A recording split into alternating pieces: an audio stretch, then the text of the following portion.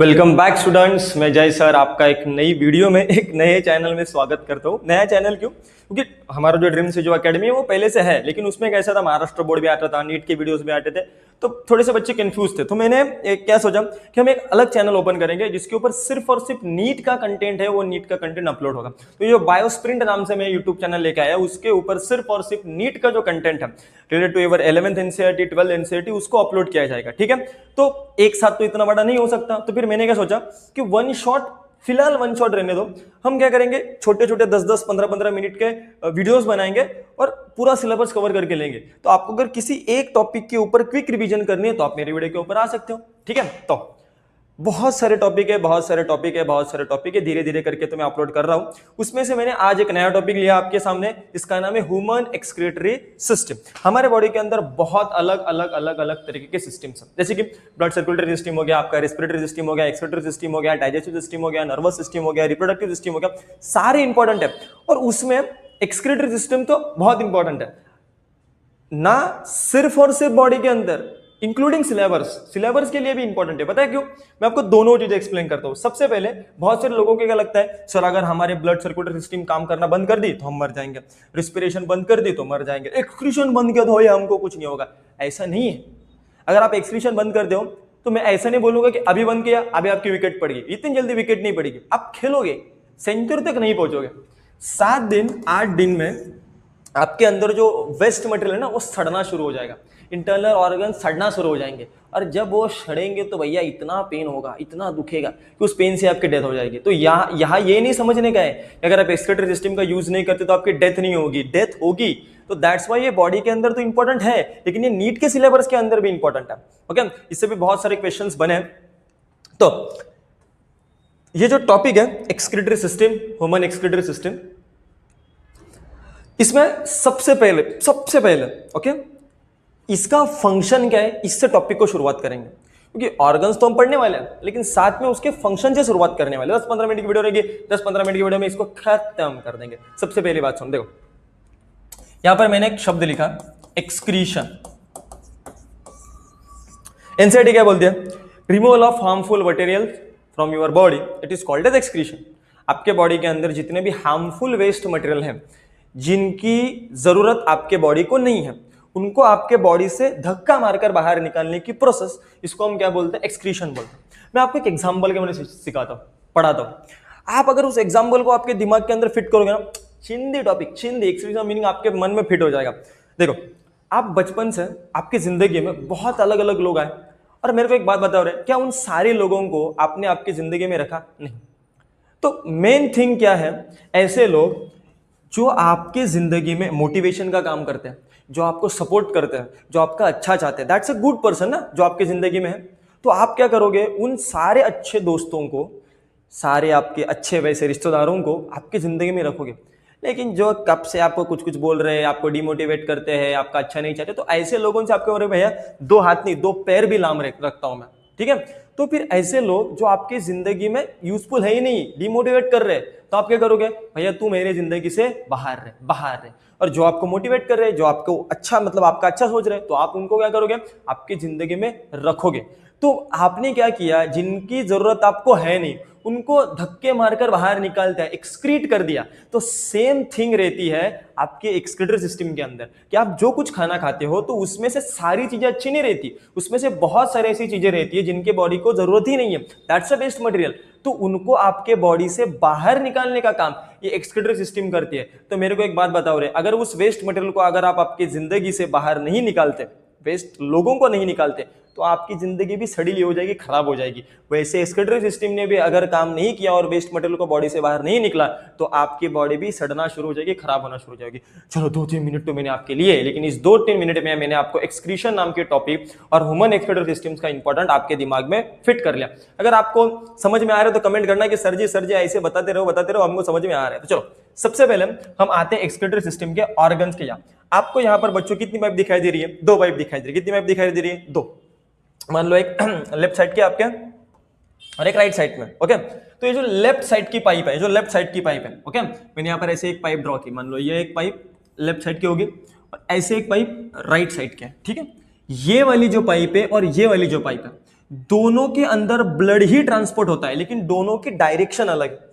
एक क्या करती है मालूम है, आपकी जो किडनी है इस किडनी के तरफ ब्लड को लेके आती है, समझ रहे हो? मतलब आपकी जो बॉडी है उसमें से जितना ब्लड है उसको किडनी के टूवर्ड्स, कहा किडनी के टूवर्ड्स लेके आने का काम एक पाइप करती है, और जो ब्लड को बॉडी से किडनी की तरफ लेके आती है उसको हम क्या बोलते हैं, एओर्टा। बड़ी बड़ी नोट्स लिखने की कोई जरूरत नहीं, सिंपल से क्या लिखोगे आप यहां पर कि भैया बॉडी का, एक मिनट, ब्लडी का क्या हो गया, अरे एक मिनट, अरे गलत चीज गायब हो रही है, रुको। तो यहां पर आप लिख सकते हो बॉडी से ब्लड को किडनी के टुवर्ड्स लेके आने का काम एक पाइप करती है, and that is your aorta. That's simple.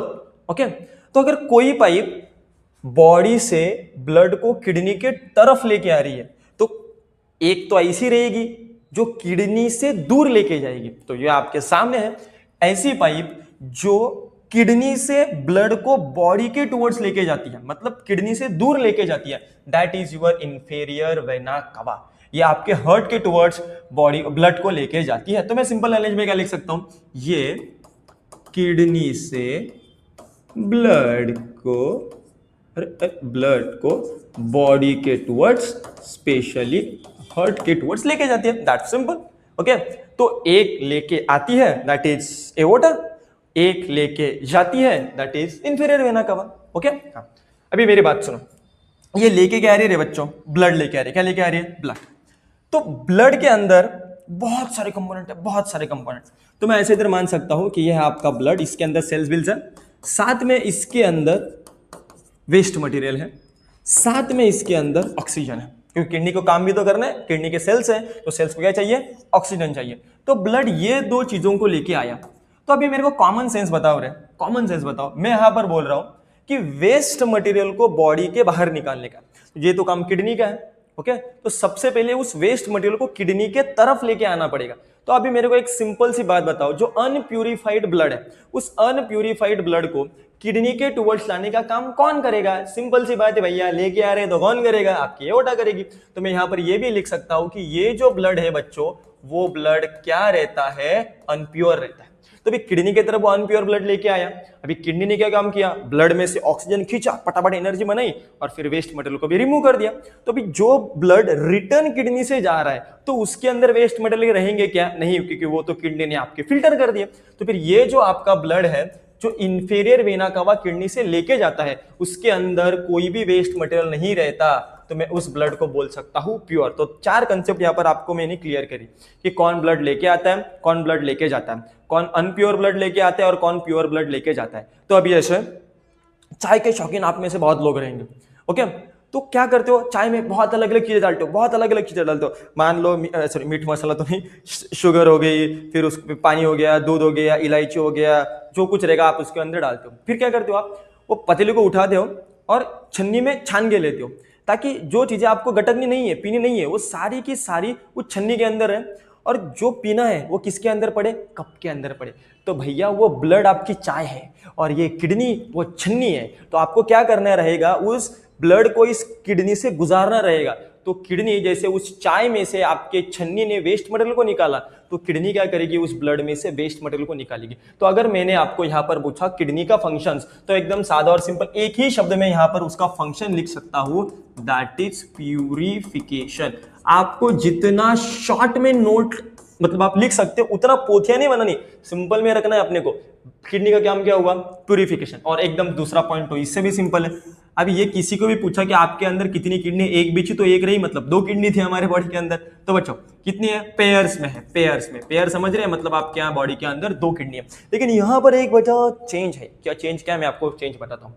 आपकी जो राइट साइड की किडनी है ना, वो राइट साइड की किडनी थोड़ी नीचे है, ओके, और लेफ्ट साइड की किडनी थोड़ी ऊपर है। क्यों, क्योंकि राइट साइड में मोस्ट ऑफ द लीवर का पोर्शन है। तो भैया लीवर को भी तो जगह चाहिए ना, तो किडनी सोचा भैया तो अपनी बॉडी का पार्ट है तो मैं नीचे सरक जाता हूँ। तो ये बात हमेशा याद रखनी है, आपकी जो राइट साइड की किडनी वो थोड़ी नीचे रहती है और आपकी लेफ्ट साइड की किडनी वो थोड़ी ऊपर रहती है। इसके ऊपर आपको एक ग्लैंड दिखाई दे रही होगी और उस ग्लैंड का नाम है एड्रेनल ग्लैंड। जब आप स्ट्रेस में होते हो तो आपके स्ट्रेस को, ओके, मतलब स्ट्रेस हार्मोन्स बनाने का काम जो ग्लैंड करेगी उस ग्लैंड को हम बोलते हैं एड्रेनल ग्लैंड। यहाँ पर मैं आपको एड्रेनल ग्लैंड के बारे में ज्यादा नहीं बता रहा हूँ क्योंकि हम पढ़ ही तो रहे एक्सक्रीटरी सिस्टम में, तो खाली उसके ऊपर है। दैट्स व्हाई सिंपल में लिख दिया कि स्ट्रेस हार्मोन को बनाने का काम कौन करती है, आपके एड्रेनल ग्लैंड करती है। स्ट्रेस हार्मोन कौन से हो गए, इपिनेफ्रिन, नॉरएपिनेफ्रिन, तो वो आपको नहीं पढ़ने के, फिलहाल तो आप किडनी के ऊपर फोकस करो।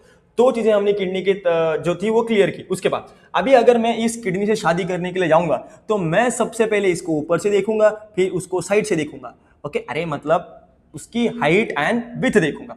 तो इसकी हाइट कितनी है बच्चों, इसकी हाइट है 10 to 12 सेंटीमीटर इसकी हाइट है। मैंने अगर इसकी चौड़ाई देखी, ब्रॉडनेस देखी, तो यह है 5 to 7 सेंटीमीटर। ओके, तो मैं सिंपल में यहां से लिख सकता हूं कि इसकी जो लेंथ है वो लेंथ लगभग रहती है 10 से 12 सेंटीमीटर।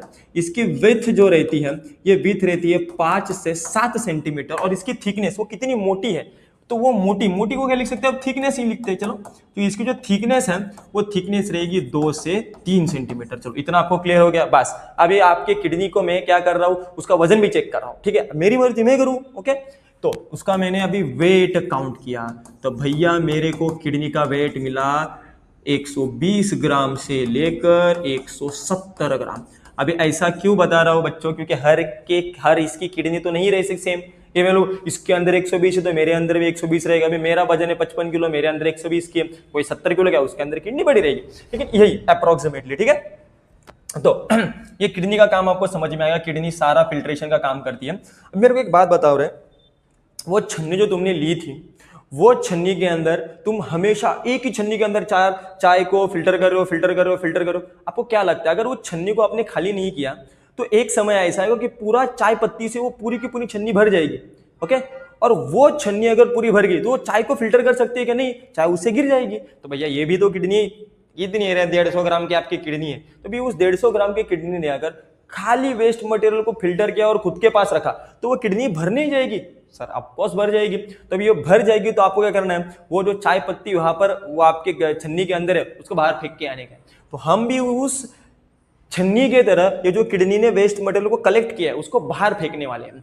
तो वो बाहर फेंकने के लिए सबसे पहले हम एक ऑर्गन के यहाँ उसको स्टोर करते हैं, और वो ऑर्गन है यूरिनरी ब्लैडर।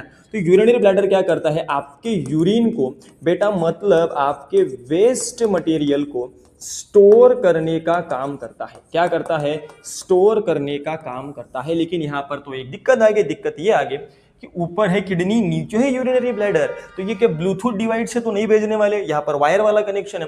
तो एक पाइप है जो आपकी किडनी से निकलती है और यूरिनरी ब्लैडर के तरफ उस यूरिन को जाकर कलेक्ट करती है, फेंक के आती है। तो उस यूरेटर पाइप का क्या काम है, ओके, उसको मैं सिंपल लैंग्वेज में लिख सकता हूं, transportation of urine from kidney to urinary bladder. चलो इतना तो आपको समझ में आ गया। अभी मेरे को बात बताओ रहे, एक किडनी है, एक यूरेटर निकली, दो किडनी है तो दो यूरेटर निकलेगी। तो ये तो और सिंपल हो गया कि भैया आपकी जो किडनी है it is a paired structure. क्या है वो, एक पेयर्ड स्ट्रक्चर है। मतलब आपके टोटल बॉडी के अंदर कितने यूरेटर है बच्चों, दो यूरेटर है। ये यूरेटर का जो डिस्टेंस है वो अप्रोक्सीमेटली 25 सेंटीमीटर के आसपास रहता है। अब ये यूरेटर क्या करती है, फटाफट से सारा वेस्ट मटेरियल किसके अंदर आकर स्टोर करती है, यूरिनरी ब्लैडर के अंदर स्टोर करती है। तो इसकी भी तो कैपेसिटी रहेगी ना, ऐसा तो नहीं है 10 लीटर डाल दो 10 लीटर स्टोर करेगी, नहीं। तो आपका यूरिनरी ब्लैडर की ऑन एन एवरेज जो कैपेसिटी रहती है वो रहती है 750 ml। ml बोला है, लीटर नहीं बोला है। 750 ml इसकी क्या है रे बच्चों, कैपेसिटी है। मतलब इतना ये आपके यूरिन को स्टोर करके रख सकती है। अभी आपकी यूरिनरी ब्लैडर की स्पेशलिटी क्या है मालूम है, ये रबर की तरह है।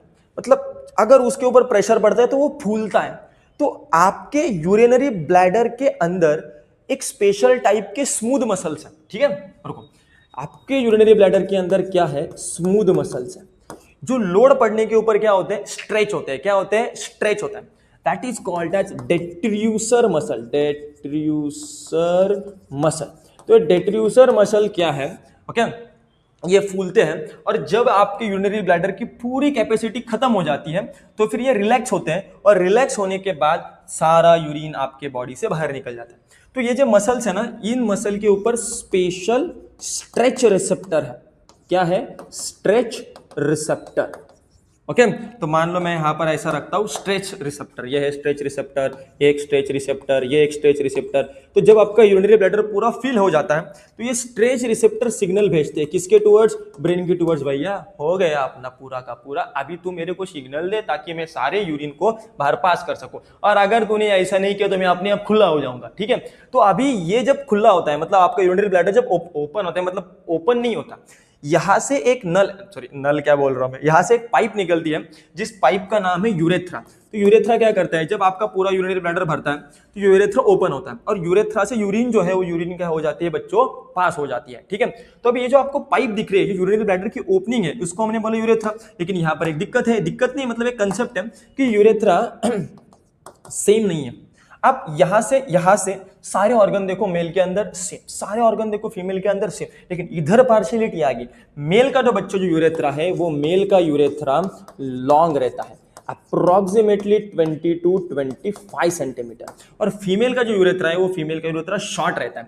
तो फीमेल का यूरेथ्रा रहता है शॉर्ट, कितना शॉर्ट, बहुत ज्यादा short, approximately 2 to 4 centimetre. Sir ji ऐसा क्यों, ऐसा तो मैं बताता हूं ऐसा क्यों, क्योंकि मेल के अंदर ओके एक मेल कॉपुलेटरी ऑर्गन है और उस मेल कॉपुलेटरी ऑर्गन का नाम है पेनिस। तो मेल के अंदर ये जो यूरेथ्रा रहती है बच्चों, ये यूरेथ्रा ये इस एंटायर पेनिस से पास हुई रहती है।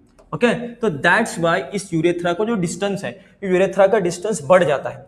फीमेल के अंदर कोई भी ऐसा कॉपुलेटरी ऑर्गन है नहीं, दैट्स वाई वो डायरेक्ट एक सेपरेट ओपनिंग की तरह ओपन होती है। दैट्स वाई फीमेल्स के अंदर यूरेथ्रा शॉर्ट रहती है और मेल के अंदर यूरेथ्रा लॉन्ग रहती है। और समटाइम्स मेल के अंदर जो यूरेथ्रा है वो यूरेथ्रा डबल फंक्शन करती है। सर डबल फंक्शन करती है, यस, ये एक काम करती है ओके, एक काम करती है यूरिनेशन का, यूरिनेशन का मतलब इससे क्या पास होती है, यूरिन पास होती है। दूसरा ये काम करती है इंसेमिनेशन, अरे इंसेमिनेशन नहीं, इंसेमिनेशन नहीं, इंसेमिनेशन नहीं, इंसेमिनेशन नहीं, इजैक्यूलेशन का। इजैक्यूलेशन का मतलब क्या रहता है, इसी यूरेथ्रा से मेल के जो स्पर्म्स है वो स्पर्म्स भी क्या होते हैं, पास होते हैं। That's the detail lecture. पता नहीं 20 मिनट का बना 25 मिनट का बना, लेकिन जितने कंसेप्ट है सारे के सारे कंसेप्ट आपको नोट्स के सहित मैंने यहाँ पर एक्सप्लेन किया। आई होप आपको वीडियो पसंद आई होगी। कमेंट कर देना सर क्या इंप्रूवमेंट की और जरूरत है, और अगर अच्छा लगा होगा तो वो भी कमेंट कर देना। मिलते हैं नेक्स्ट वीडियो में एक नेक्स्ट टॉपिक के साथ, तब तक बेस्ट ऑफ लक।